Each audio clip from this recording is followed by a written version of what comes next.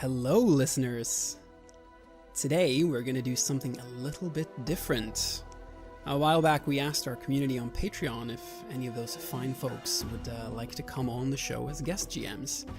And we thought that this would be a great way to engage our community as well as all our listeners, really, and provide an opportunity to not just listen to us, but also to actually play together with us and create high adventure together.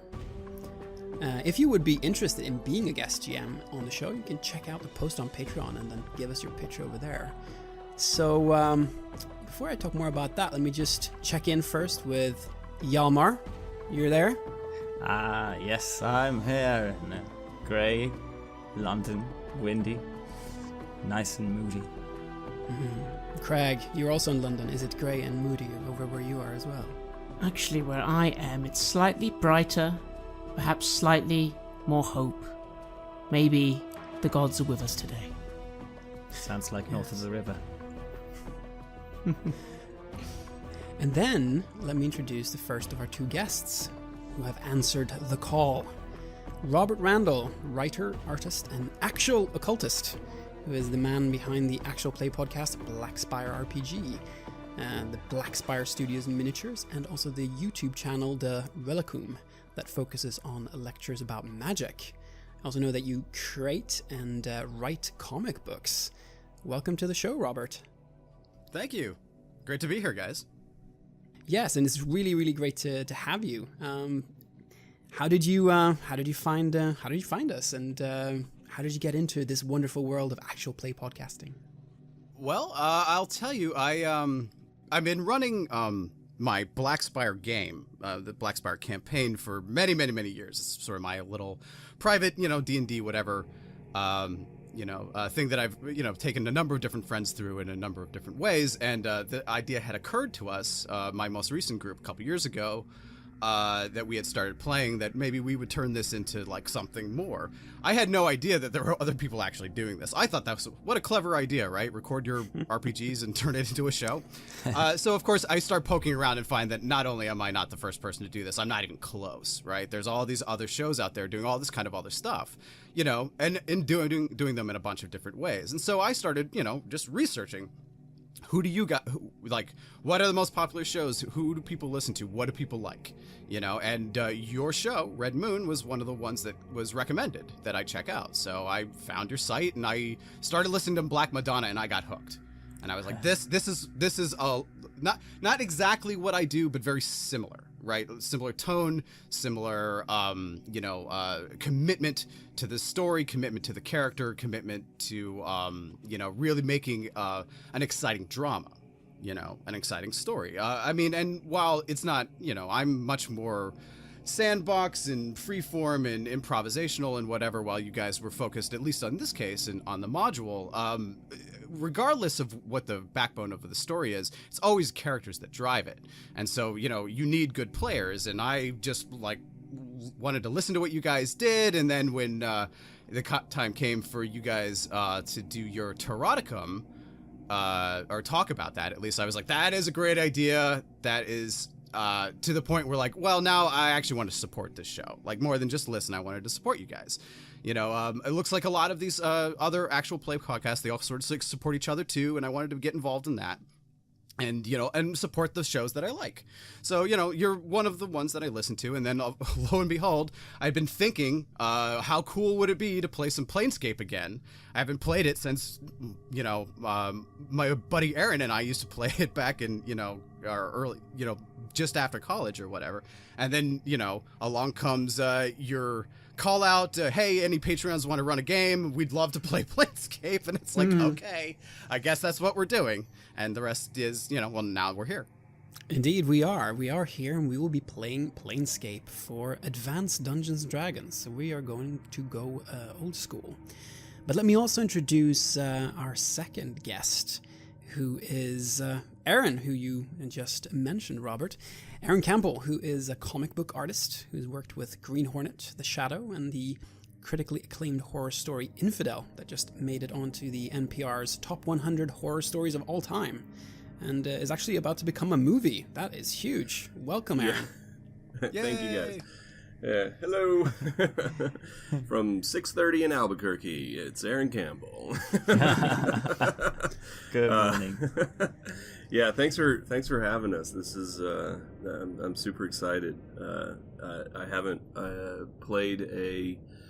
I haven't been a player in a game for 13 years. Haven't played AD&D in 18 years. And yeah, Rob's right. The last time we played Planescape, that's the actual last game that I played in, was the little one-on-one game that Rob and I used to do before I moved out here to Albuquerque. So I'm super excited. That's really good to hear, and we are as well. And we should, of course, also say that together you guys create the podcast Adventure Hook. Can you maybe say a few words about that show as well, Robert or Aaron, whoever wants to take it? Sure. I'll take this one, Aaron. Adventure Hook is a bi-weekly show that Aaron and I do, where every week we roll on a list of D20 list of different Adventure Hook items or Adventure Hook topics that are submitted to us by our listeners. And other people in the gaming community, Twitter, Facebook, all that kind of stuff. And it then falls to Aaron and I to take the following hour and a half show, give or take, and flesh that one, or 2 sentence hook into like a full sort of scenario that you as a GM could use for your own campaigns or your own one-shots or whatever. And we play with the different genres and, sort of campaign flavors that are recommended by the Dungeon Master's Guide, the 5th edition Dungeon Master's Guide. But then we also sort of dive into other gaming systems and other inspirations, and we talk about movies and how we can incorporate all that kind of stuff into making a richer, more fulfilling gaming experience. Yeah. And it sort of spawned out of the fact that for years now, Rob and I have been having these very, very incredibly long conversations on the phone about our own campaigns that we run, where we help each other brainstorm for them. And somewhere around February, I just kind of was thinking, I was like, why don't we make this productive use of our time? So the podcast was born. So, yeah. And actually, in a related sort of way, one of the things that we did, obviously, for my purposes, we will brainstorm Blackspire stories. Blackspire being my other actual play podcast, of course. So occasionally, we will do episodes of what we call Legend Lore, which is our Patreon exclusive episodes of Adventure Hook, which are specifically about Aaron's campaign or my campaign, or also this campaign. Well, not campaign. Like this one shot that we are basically. Aaron and I did an episode of our Legend Lore. Actually, we'll probably end up doing multiple ones before this is all over. Talking about brainstorming for tonight's adventure as well, and what sort of stuff that we kind of talked about to make tonight happen. So yeah, so it's coming along. We also just as I guess a little teaser for our Patreon as well as we've got another group of guys who are starting an actual play podcast. A buddy of mine who does a movie review and comic review podcast, and we're going to actually brainstorm the inception of their campaign to help them create a dynamic party group. So yeah, it's kind of starting to turn into something. Like we're kind of starting to find our path. So speaking of inter-party relationships and stuff, that was a big part of what Aaron and our initial brainstorming session was about. And I think you will start to see some of those dynamics play out in tonight's game. Yeah, indeed. Well, we really can't wait to dive deep into that. So. What say you? Shall we venture into the wonderfully weird world of Planescape? Yes. By all means. Robert, I give the floor to you. Red Moon Roleplaying, in association with the Adventure Hook podcast, proudly present Blackspire Studios' rendition of the Advanced Dungeons & Dragons 2nd Edition Classic Planescape Adventure, To Beator and Back, which we've humbly subtitled, Hell is Other People. This episode contains themes and situations that may be offensive to some audiences. Listener discretion is advised. Episode 1: Paradise Lost and Found.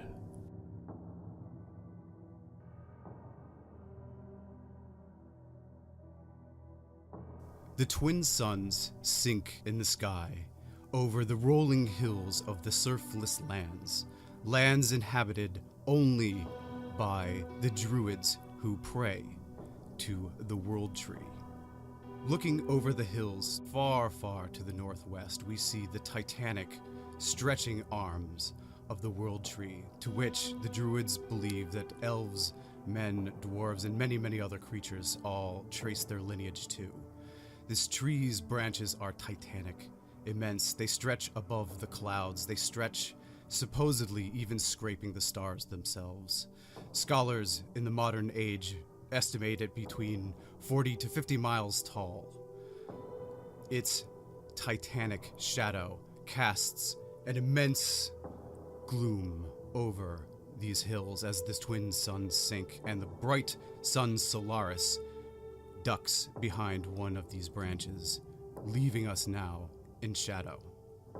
As our vision now stretches farther along this shadow, we are joined with the image of a bird, a hunting hawk, perhaps, on patrol, looking for something, looking for, is it that thin plume of smoke? It begins to soar inwards. Hjalmar, could you tell us a bit about this bird? This bird goes by the name of Nyx. It's a hunting falcon in its prime years who has been made stronger through its strong bond to the Magi Dante Harcades, also known as the Swarmer. Excellent. And as this bird begins to lower its descent, we are brought to the vision of a very tall hill, a barren hill in amidst this deep and ancient forest.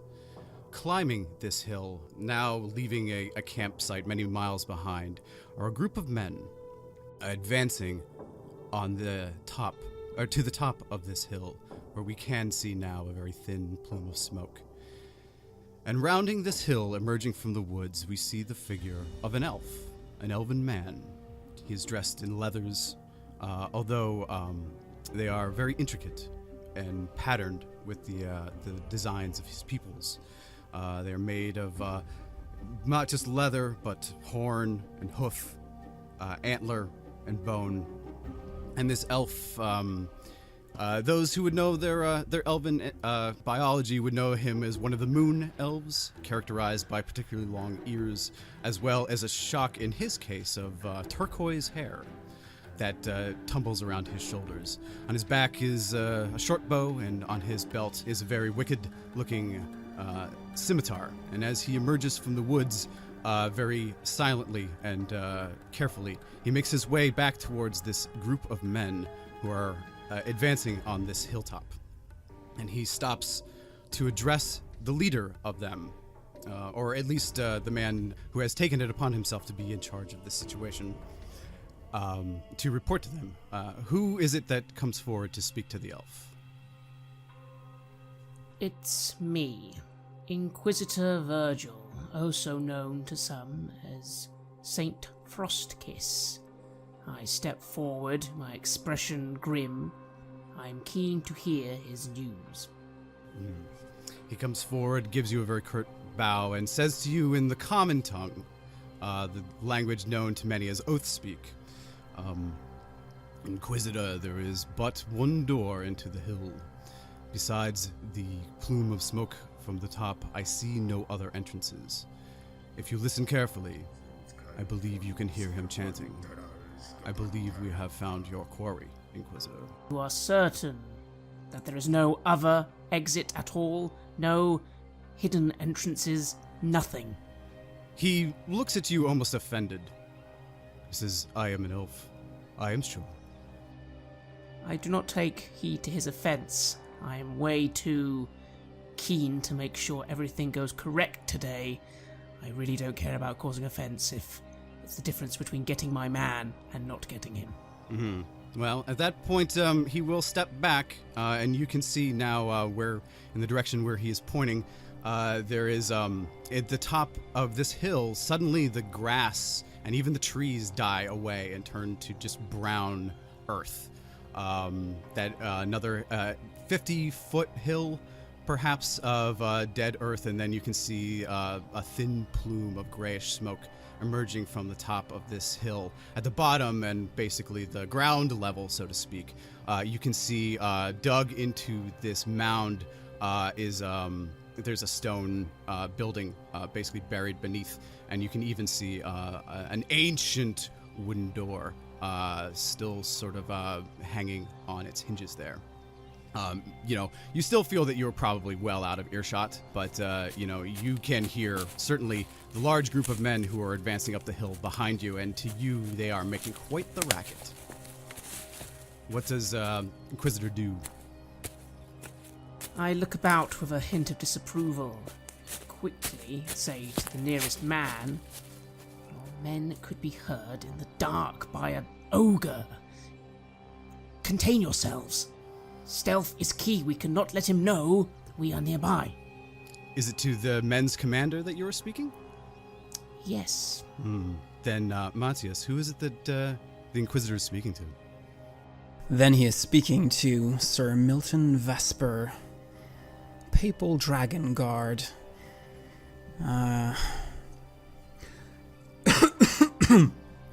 He coughs. Sorry about that. We'll try to be quiet. You hear that, men? Yes, sir. Yes, sir.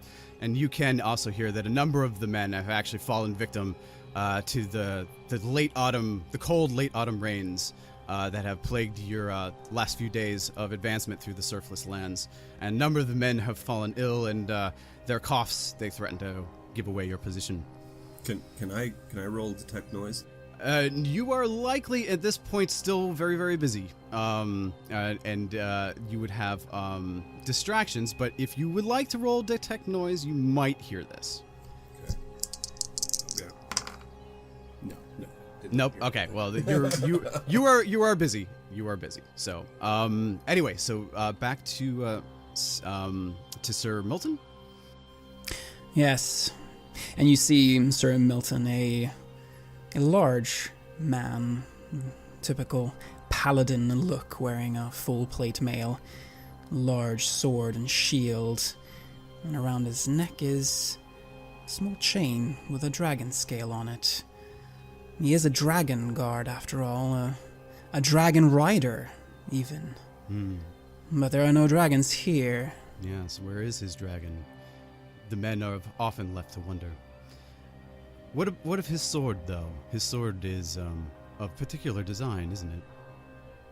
Yes, the sword is a holy avenger. Yes, it's typical for dragon guards, for paladins who have reached a very high level. But, yes, it is said that these swords, they have a will. They speak, and they speak to those who wield it. Indeed. What does my sword tell me of our current course of action? It approves. Battle is at hand.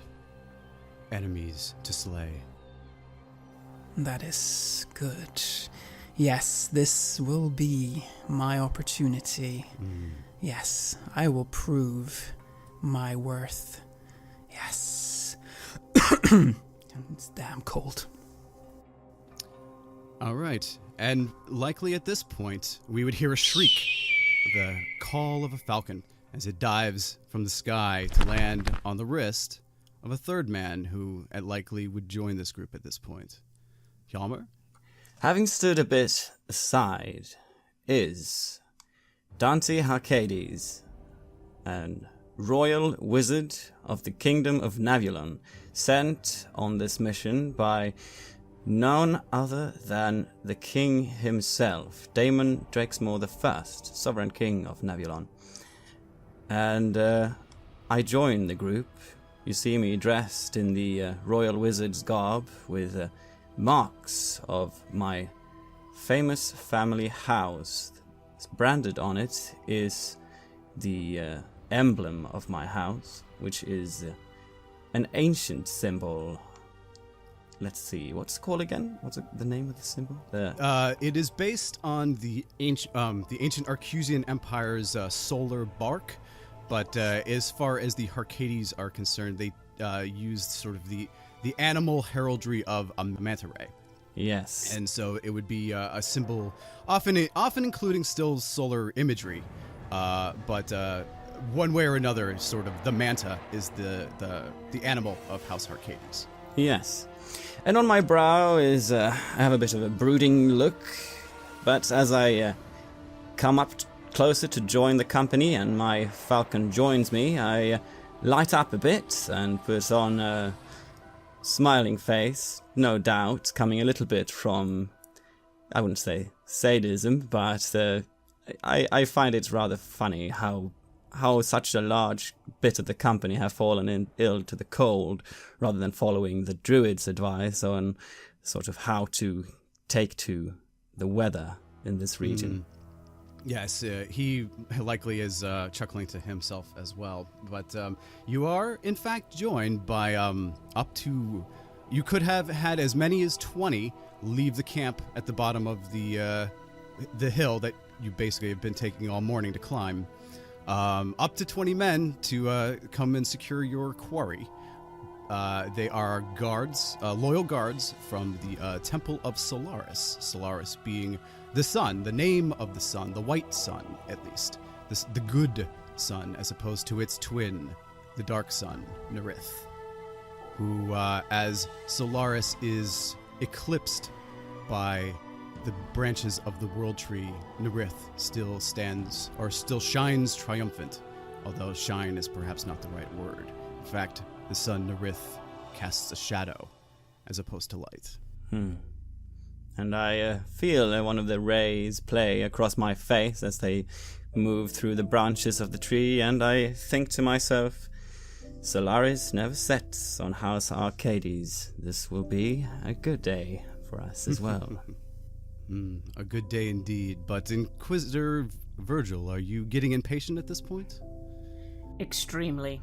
I narrow my eyes at Dante as I notice him smirking.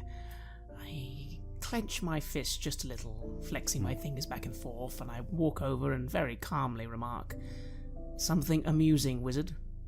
Well, I am sure you've spotted by now that we are getting closer to our quarry. Nothing more than that. Even your eyes surely have seen it by now. Yes, it is not an occasion for mirth, however. This is a very serious affair. I know that in your land such things are flippant, and you don't take much heed of these things. But here, in our lands, we take these things very seriously, especially the illness of the men. I would wish all of them much better health, but I don't have time to administer to every single one right now. My smile freezes up a little bit as I consider how this man would probably rather see me burn at a stake, no matter what happened here, even though I'm part of the royal, not the royal necessarily bloodline, but in my strong house and on the mission from the king himself. Indeed. What, then, are your orders, gentlemen? I look to Milton. I look to Dante. Well, wizard, first of all, the whole entire reason you're here should be evident. Our quarry is much like yourself. He will definitely try and escape using some fell sorcery. Hopefully you can counter that. As for you, Milton, who I regard with a lot more respect, quite immediately evident on my features. Sir Milton, I believe stealth would be our best approach at first. The closer we can get to him without him noticing us, the less time he shall have to summon any fell creatures or enchantments. Remember, we actually need to capture him alive, unfortunately. But it is important. He must face righteous trial back home with the proper channels. Indeed, he must be brought back alive. I agree with your approach. I think we should leave the men here, just in case there's some attempt at escaping, bypassing us somehow as we go in. Yes, and we will certainly make less noise that way. Men, form up here, and make sure that there's no escape from this place. So then the men, being, still very professional, will basically fan out and create a perimeter around the hill, so that even if the elf did indeed miss some secret exit somewhere, there will be men about in case your quarry somehow makes his escape yet again. Excellent. I nod to myself as I see these men form a line and move to the sides and sticking to where they can't be seen. And then I turn to Virgil St. Frostkiss and I address him and I ask, so, is this the third or fourth time that, he has, or would be eluding you in case we don't pull through? I scowl, and then I sort of center myself a little, because it is not the way of my god to give in to one's anger, especially at just a minor barb such as that. It's hardly relevant right now, Dante. All that matters is that today we are going to catch him. Yes, forgive my offense. What I wanted to get to was that perhaps through your previous experiences you would have an idea of, how he would be wanting to elude us. Again, like I said, he is skilled in arts similar to yourself, but even more so. Perhaps, after all, he dabbles in things that even your kind acknowledge shouldn't be dabbled in. Specifically, he is well versed in escape magics. He might have some teleportation circles nearby, he may have some other fell sorcery at his wake, perhaps some traps awaiting us. Expect everything, is what I should say. Good. And I turn to Brother Mark Maple, the druid. Yes. And I ask him then, what do you know about this particular place? Do you think there's a certain reason that he would have been on this? You described it as a ley line of fire? Do you not see the top of the hill? It has been baked as if it was in an oven. Yes? And look around. Magic is strong here.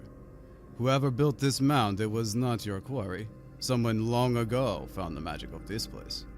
And I think to myself that it's so strange how he let himself be found like this, considering his elusive ways.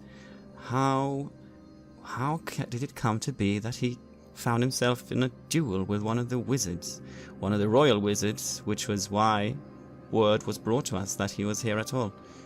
And I look to the others and I say, well, then, shall we? Let's. I briefly take to a knee and mutter a holy prayer to Solaris. Remarking quietly, Solaris, give us the strength of your blinding light and help us burn those who would stand against you. And I join in this prayer as well, going down on one knee. And I too pray to Solaris, and I touch my necklace. As do any of the men nearby. They would also join in, or this world's equivalent of an amen. But is it just going to be the four of you making your way towards the building, or do you want backup, Sir Milton? I believe that the approach of stealth is appropriate, and I think a small party will do better. As you so wish. I think we should leave the men out here. They are not in the best of shape anyways, and I wish to be able to send them home alive if I can. We should be more than enough for this man. Yes, of course, more than enough. Very well, then then it is just the four of you making your way towards the door as the men close ranks behind you. From the outside, the dwelling built into the mound appears decrepit, cracked and violated. Set in its base, its wooden door swings awkwardly in the breeze, producing an eerie creaking. The little hill, a rounded spot, looks curiously bare, though the trees stand all around at the base of its slope.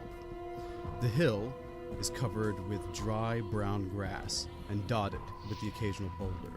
It rises about 50 feet above the door, where the escaping plume of smoke can be seen in the fast-fading light. And escaping with it comes the sound of chanting. All right, gentlemen, at this point, I would like each of you to take out 3 dice 6, and we are going to determine what each of your luck skill for today's game is going to be. Just so that you know, luck skill is the one little house rule that I'm going to be using for this game, which is basically a mechanic to decide when there are random elements, whether those elements are personally advantageous or disadvantageous to you.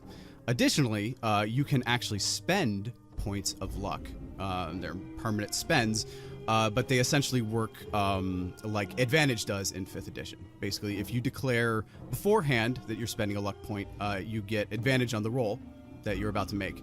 Or if you have rolled and you decide you want to use luck afterwards, then you basically get to add a die 4 to your roll, but 4s explode. So there is a potential to roll very, very, very high if you're lucky, so to speak.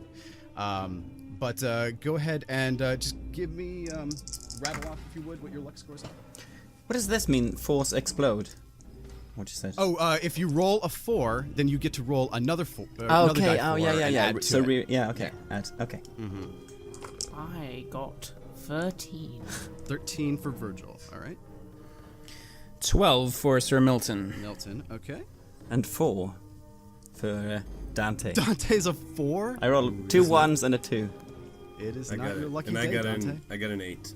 An 8 for Finot. Okay, excellent. All right, well that's interesting. That will be interesting. One other thing I will say, one other way to spend luck, is if you spend 2 points of luck, you can avoid certain death. If your character would otherwise die, if you spend 2 points of luck, you can avoid it. However, a character can only spend 1 point of luck a round. So you need someone to back you if you want to survive. Does that make sense? Yes. It does. Okay, excellent. Okay, gentlemen, so I now have your luck rolls. As you are approaching the door, you all can start to make out this very terrible stench is pouring forth from this doorway. Some sort of mixture of sulfurous, rotten eggs and rotting flesh, ancient rotting flesh, is pouring forth from this doorway. And anyone who would be familiar with these odors are likely taken back to some very unpleasant memories. I start to wonder to myself what he's up to in there. It's like the stench of rot that brings back thoughts of, well, followers of Necros and their teachings. I hope that's not what he's up to. Indeed. So, the door stands before you, gentlemen. Inside is a long, dark passageway. There is no light within, except perhaps a thin ray of light eking through a crack in the ceiling somewhere. It's difficult to tell. Who's doing what?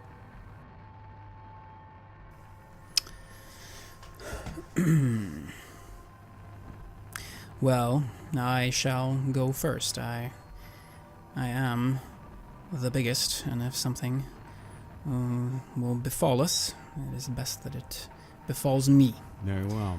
What are you doing about sight, however? You have no light. Yes, that is true. Is there someone that has a torch with them, or can I perhaps take one myself and just hold my sword in my other hand? Is it a torch that you want, or does someone else have something they want to offer? I mean, could not my sunblade offer some light? It could offer a great deal of light if you wished.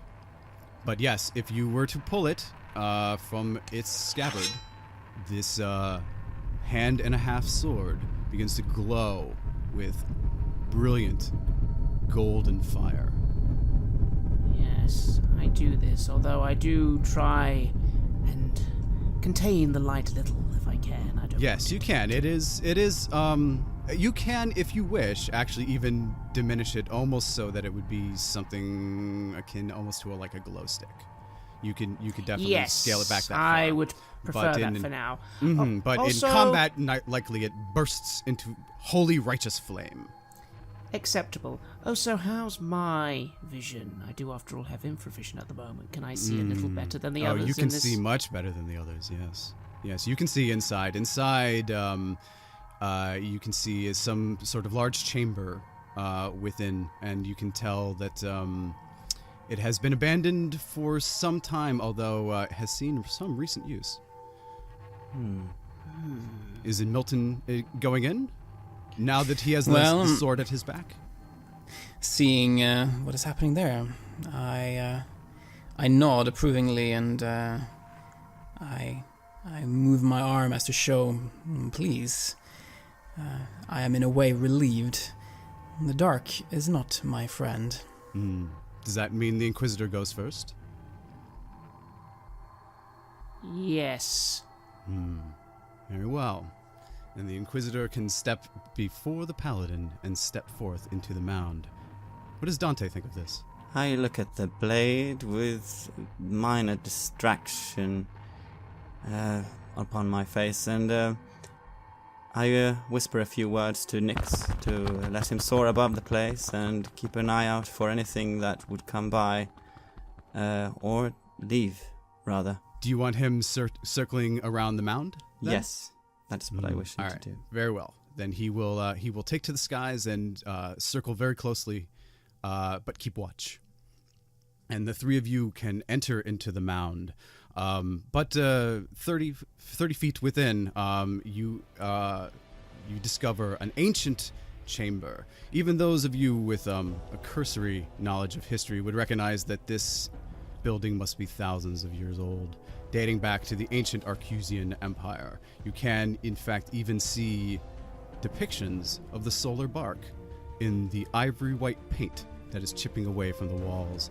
And in this room is even an ancient bronze dome that is, at this point now, covered with grime. There are many doors off to the sides, but one in particular you can now start to hear a sound emerging from, and very muffled, almost as if it was behind a door or even a wall. But you can now hear the steady sound of chanting coming from the door at the far back of this room. And as you turn to that direction, the stench grows stronger, much stronger. I stay close to Brother the Druid. I suppose he followed us in? Brother Yes, Mark he has come to, he is definitely behind you, and at this point has actually pulled his scimitar that you can see is, I will say that Magi Arcades, you've certainly studied this metal in school, his blade is actually made of adamantine, the supposedly star metal, the strongest metal on Earth. Have I seen him pull that before? No, you've never had occasion to get into combat before now. So it's only ever been on his belt. I think to myself that it's funny what materials and weapons say about a person, as I tighten my grip a bit about my magical quarterstaff that I'm walking along with. Very well. And Milton, I assume at this point you also have pulled your blade? I have indeed. I have drawn my Holy Avenger. It thrums with approval. Yes. Battle is nigh. Yes, this is the time. This is the time. A door of darkness awaits. What do you do? I pause at the door. The stench, it's unbearable. I dislike the smell, but I take in a deep breath anyway. I'm used to smelling the evidence of foul magic such as this. And now you start to see the evidence of foul magics. Within this room beyond you, there are large stone tables, and laid out on these tables are beakers, vials, bottles, all containing strange, misshapen things. And as the flicker of your golden fire casts shadows along the wall, they morph into demonic forms, playing havoc with your imagination. I remark quietly to Milton, later on we may need to burn a lot of this place. I feel it has been greatly tainted. Yes, the darkness must be purged. But now the chanting, it grows louder, louder still, but there is no source. This room, it dead ends. There's no passage out. What do? Do you go in? Who goes in? I am looking forward to battle. I am too excited to contain myself. I shall go in with my sword drawn. This is the time to draw blood. Yes. And your shield, too, with the Holy Sun of Solaris blazoned across it. Very well. This starts to take you back, doesn't it? Starts to feel familiar. St. Froskus, do you follow him in as well? I do, but I am slightly less incensed than Milton. My attention is more on what I cannot see. I feel there is something I'm missing here. I start looking along the walls. Am I sure there are no other entrances or secret passageways leading off? Excellent. Very good. Roll me a die 6. 1d6.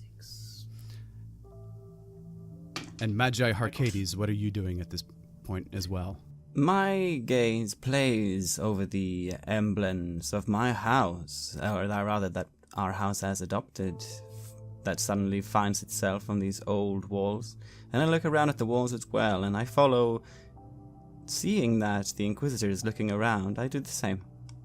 Then you too can see evidence of magics. Although in your mind, it looks like a number of laboratories have been collected and abandoned in this room that St. Frostkiss is now illuminating with his golden sword.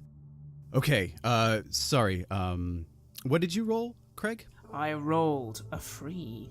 A 3, okay. Well, no, immediately you do not see any secret passages or the like.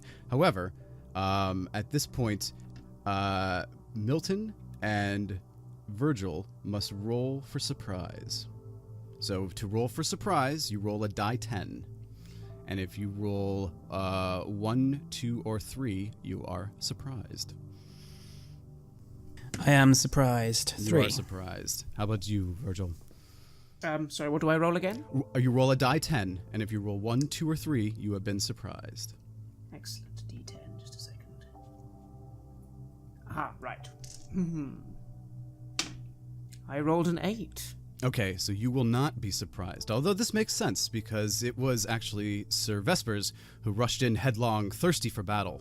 So it would make sense that this would happen to him.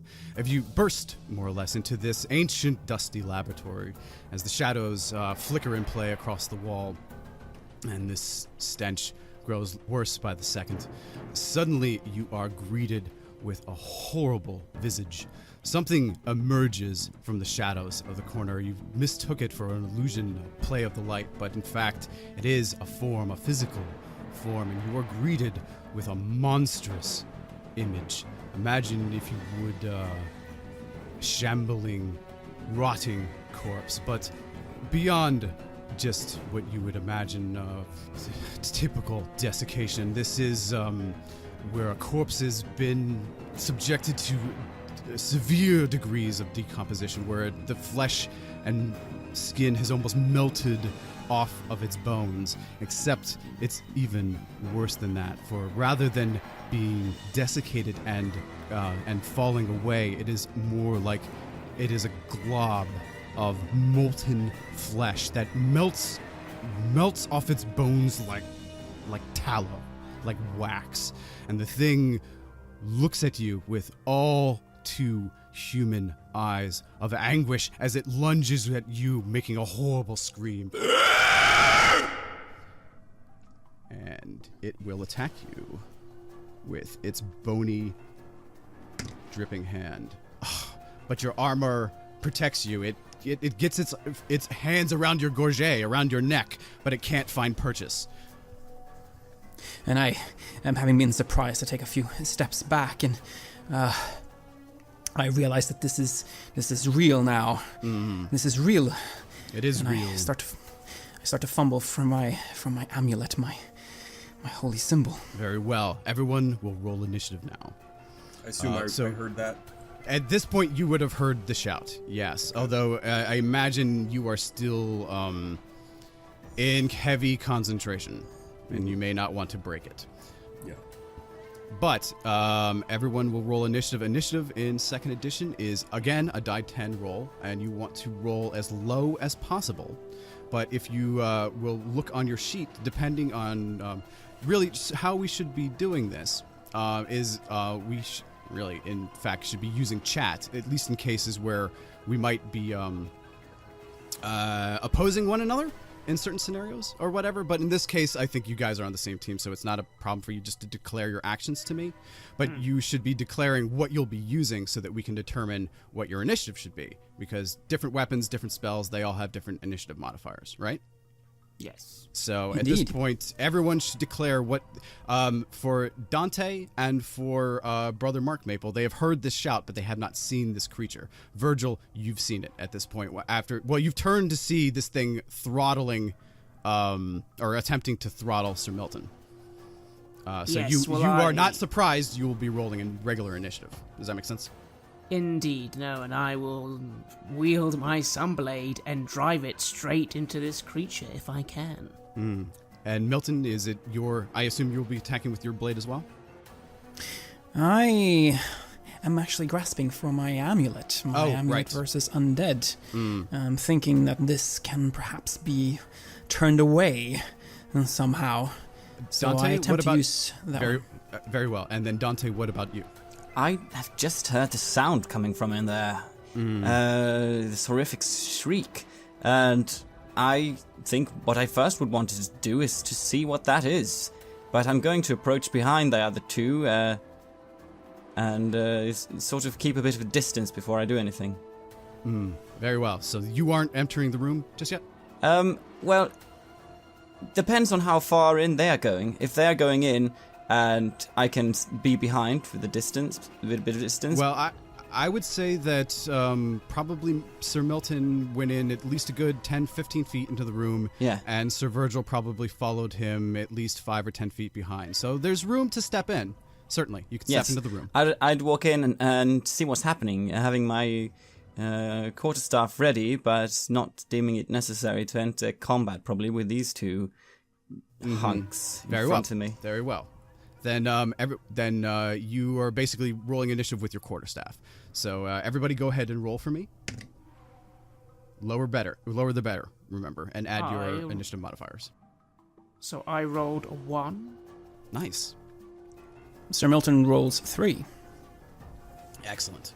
Where is the initiative modifier? Sorry. It'll be in blue in brackets next to whatever the item on your sheet is. In that case I get 4. Okay, Plus right. 3. It's plus that. Yes, you would add that number because you're trying to roll low. So, like for instance, a bow has a initiative modifier of like a 6 or a 7 because it takes a while to like draw and fire a bow. Yeah. Okay, that makes sense. So I would have 10 then. Okay, all right, so that's fine. So basically, Milton, then Virgil, Virgil, then Milton, then Dante. Okay, so Virgil, you see Sir Milton being attacked. He is scrambling for something about his neck as he's sort of getting his shield up. I imagine also to keep this thing off of him. What do you do? I walk forwards and bring my blade down upon this creature. Oh, just flat normal attack then, please. Yes. So all you are doing is you are rolling against your THACO number and telling me how much you make or miss it by. Yes, it's just a d20, yes? Mm-hmm. Exactly. Yes. So I want to roll high.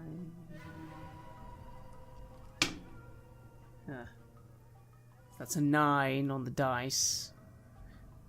Oh, My that factor is is that is 16. still enough. That is still enough to hit one of these creatures.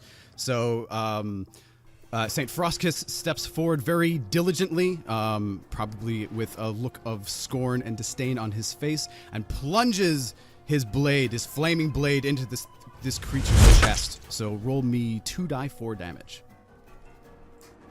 Yes, it's 2d4 plus 2. Mm-hmm. That's right. 3, 4, 5, 6, 7.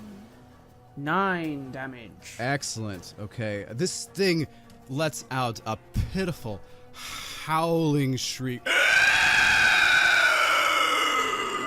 But it does not die. Sir Milton. I would imagine at this point the chanting is getting louder and more. Yeah, and louder and more insistent, I would say. Yes, louder and more insistent. And at that point, Dante, even you can hear it. It is coming off from the left, the wall to the left somewhere. You're not exactly sure where. Sir Milton, are you activating your amulet? Yes, I am attempting to turn undead. Okay, excellent. So, I can tell you flat out at this point it's going to work because of this thing's hit dice. So, do you want to describe how you do this? So I take the amulet. I've just been trying to avoid this horrible attack, being shocked by this visage in front of me. I hold up the amulet and I say, in the name of Solaris, back off. And it does. It shrieks and moans pitifully and slinks away into the corner. But Dante, there, next to your ear, is a second shriek. And you see that there was a second one emerging from the corner at your left. It was about to attack you. You didn't even see it. But because of the prayers of the paladin, it too shrinks back into its corner. And you are faced with its visage also, the most horrible look of anguish on its face, as if it had seen horrors beyond count, beyond measure. You can't even imagine what could make a man look like this. Oh, Finis. Such a pitiful creature. What have you been doing? Seeing it, the opportunity there for it when it sort of shrinks back, I go to attack it. With your quarterstaff? Yes, I suppose. Yes. All right. You can go ahead. Actually, for the most part, it can't do anything to defend itself. Really, Yeah. you will hit it. One way or another, whether you're doing damage to it or not. But every time your quarterstaff comes away, it's coated with this gunk, this rotting, melting flesh that seems to almost be perpetuating itself somehow, almost like it's growing. I pull away and I try to rub it off at something on the side. I look at. Certainly. Yeah. There's something, table, corner of a table or leg or something you could scrape it off. At this point now, Virgil, if you would, roll me another dice 6. 4. All right. Well, again, you are distracted. You can't seem to take your eyes off of this this creature, or these creatures that are backing away from Sir Milton as he presents this, a golden sun, holy symbol, to him, to these creatures. But I will say that, for some reason, Brother Mark Maple is less distracted, and he actually did make his elven roll to spot secret doors. So he moves over to the far wall, and you can see after a moment or two, he presses against the wall and finds a place where a false wall swings out. And now the chanting, you can hear it loud and clear down this passage. You can hear... you just hear...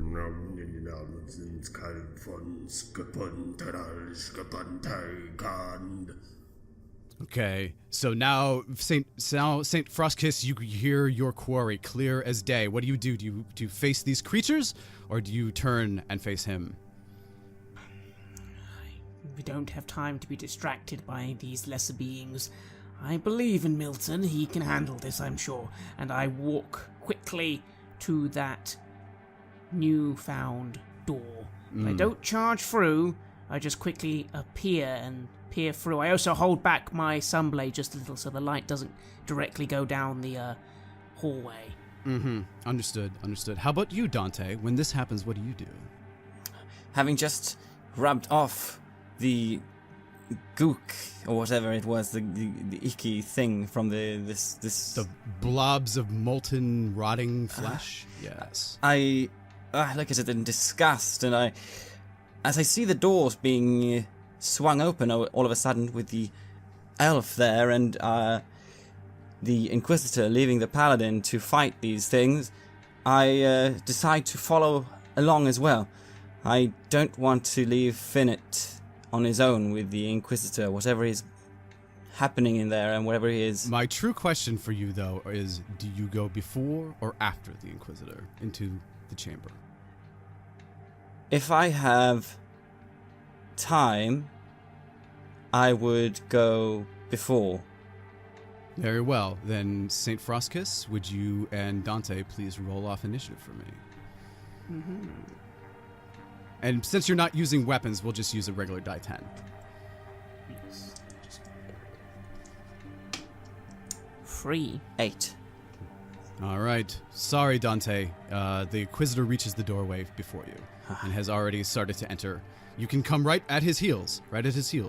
Brother Mark Maple, he will hang back to basically back up back up the Paladin. I nod to Brother Mark Maple as I pass by him just behind the Inquisitor. He gives you a look that up till now he's been sort of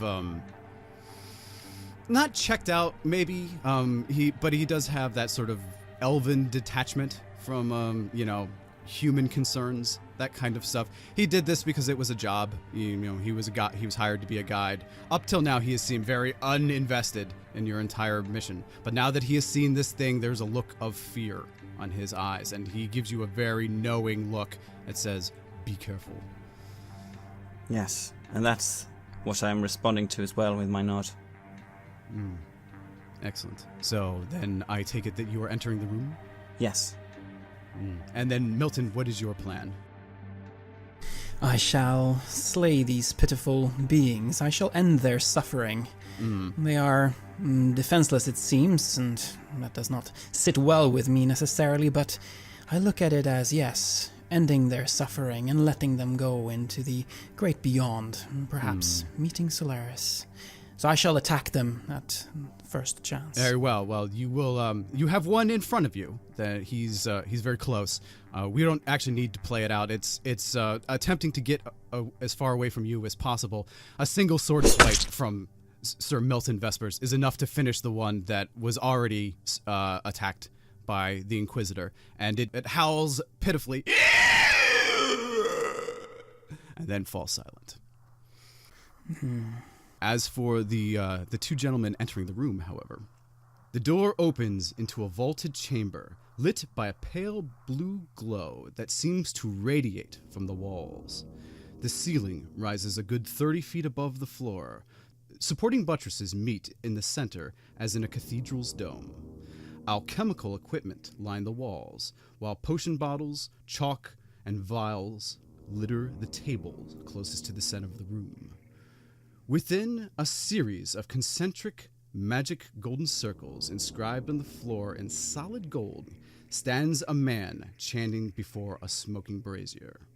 A man both of you recognize. But Aaron, can you tell us who we might be seeing at this moment? All right, so you see the visage of a sort of wild man.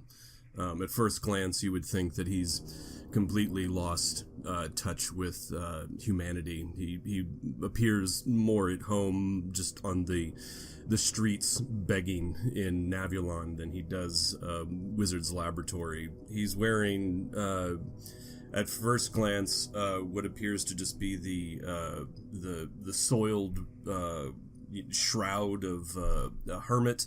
But on closer examination, you can tell it's actually like a very fine garment that was probably at one time like dark blue or purple, but is now like where his knees are. You can see just like dark soiled, like black caked there. He's obviously been wearing this for weeks and weeks without bathing.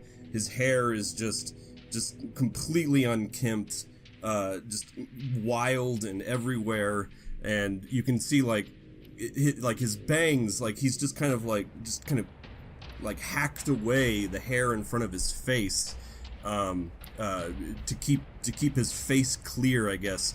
And he's got this like scraggly, unkempt beard that's just kind of matted with like streaks of gray. He looks completely emaciated, like he hasn't had a proper meal in weeks or months. His cheeks are sunken, his jowls are thin, his nose protrudes, and his eyes are wild. And he's kind of caked in like some kind of fine metallic dust, all over his in his hair, on his face, his cheeks. It's almost like glitter on his robes, and you see him standing there. He just has like these just kind of threadbare sandals on. He comes off utterly wild. And chanting frantically before this burning brazier. Yeah. So, at this point, I imagine you all have seen each other. We're not rolling for surprise, but we would be rolling for initiative. I would like everybody to declare their actions, and you can actually send them to me in Facebook chat. Okay. And Matthias, you're actually busy in the other room, so we're not going to have you. It's just these three guys. Okay, excellent. So, Hjalmar, you will have zero modifier for yours. Aaron, you'll have a 0 modifier for yours. Okay. And Craig, I have your number. Okay. Yes. So, all right. So, Hjalmar, if you would give me your... Right, D10. 3. Okay, awesome. All right, and yeah, Matthias, you are fine. Next turn, you would basically have to move across the room to attack that second creature that is basically huddling in the corner pitifully away from the holy might of your amulet. Indeed, I shall end it. Okay, excellent. So that is what that is what Sir Milton will be doing on his turn, and I actually know what everybody is going to be doing. Okay, awesome. So, did you need my initiative? No, yeah, actually I do need yours, Aaron. Sorry. Okay, I rolled an 8. Okay, you rolled an 8. All right. Yeah, so as soon as they walk into the room and I see them, I see Frostkiss first, and I go, Frostkiss, you're not gonna stop me! And then I look over his shoulder and I see Dante, and I'm like, Dante? What are you doing here? Finnet. And I look at him and I feel a tinge of happiness at first for just seeing him again, but at the same time, a huge bit of sorrow for seeing him like emaciated, worn down like this. And I left almost with my mouth standing open, just saying, Finnet. And I say, don't pity me, pity yourselves. The Dark Alliance is going to destroy this world, and I'll be gone. I have no time for words and immediately move forward, attempting to cast my spell. All right, gentlemen. As the Inquisitor and Dante burst into the room, and Finot, his chanting reaches a crescendo. Magi Harcades, you are racking your brain for your arcane knowledge, as there are basically 2 spells happening, or multiple spells actually happening all at once in this room. There's some manner of enchantment on the wall making this blue glow appear, but you don't actually think that is what Finot's magic is doing. He is in the process of doing some sort of opening ritual, some sort of portal ritual, perhaps, that he plans to open using that brazier, or something that he'll be doing with that brazier. The other magic that is going on at the time is Inquisitor St. Frostkiss is attempting to cast a spell to halt Finot's finishing of his spell. But unfortunately, his initiative was not exactly high enough. It was close, but not close enough. Inquisitor, you are attempting to channel the magic of your god to halt Finot's and hold him immobile. But before you can get your spell to fruition, Finot's eyes flick open, and with a smirk, he throws some manner of red coal into this burning brazier. And in an instant, there's an explosion of smoke that fills the room, and actually even fills the hallway and the laboratory beyond. A warm wind swirls the smoke around the chamber where it sparkles and shines in the blue glow. The hazy nimbus surrounds you, sweeping up in a surge of magical force, and the room spins around and around in a blur until your eyes feel as though they will fly from your head, and a whirring fills your ears until suddenly, the room stops spinning. No, it's not the room anymore. You're lying supine within a lattice of glowing blue fire beneath a featureless crimson sky. And you feel hot.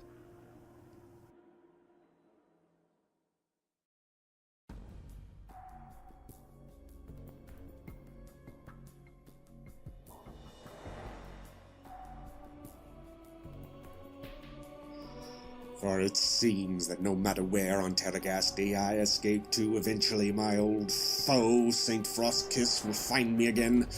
Even now, as I finally attempt once and for all to completely flee this world altogether, he appears at my final moment of triumph to dog my steps one last time.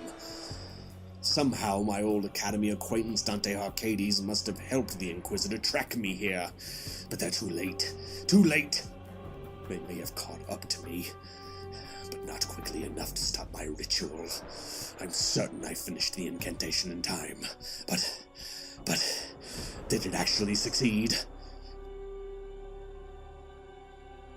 Dare I abandon all hope that I will not enter hell?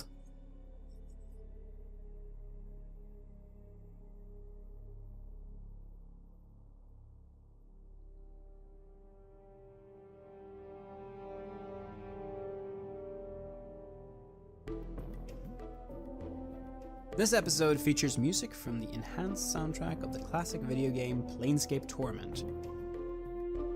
Created by Black Isle Studios and provided courtesy of the brilliant folks at Beamdog.